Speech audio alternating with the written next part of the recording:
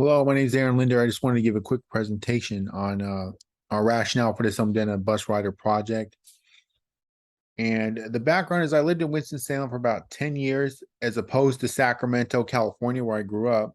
And I was amazed at the political organization of the town and the economic data of the university I attended as a graduate student and undergraduate. And they're trying to make a difference in the community, specifically the economics department, which is the Center for Economic Mobility.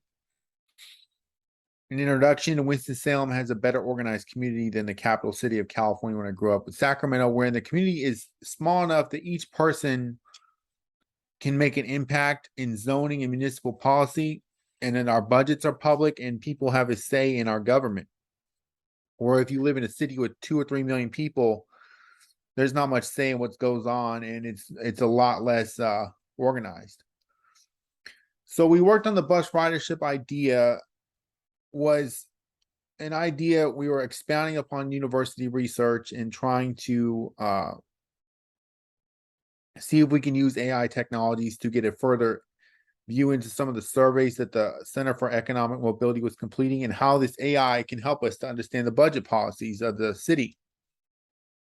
So what came out is we had a little bit different findings in the university. The university was more focused on gender issues than ethnicity and socioeconomic data, even though it was included in the data. So they had a lot different approach to this. We clumped it in by location more so.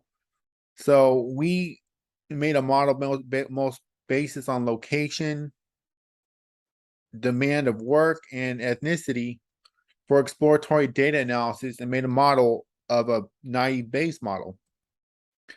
The model's purpose is that if someone has census data, they can extrapolate this model to other zip codes in other towns in the state or in the South or maybe in the North, and they can actually begin to do a wiser spending of how many buses they might need, how many passengers they might need, how many bus routes, and how to accommodate consumer demand for the public transportation network.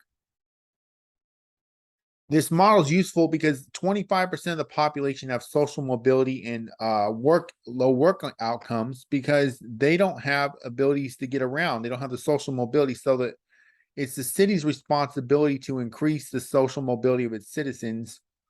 And it also helps us by not making so much carbon emissions and pollution and not so many cars on the road, like in California, where there's just traffic everywhere and nobody uses public transportation, and it alleviates traffic.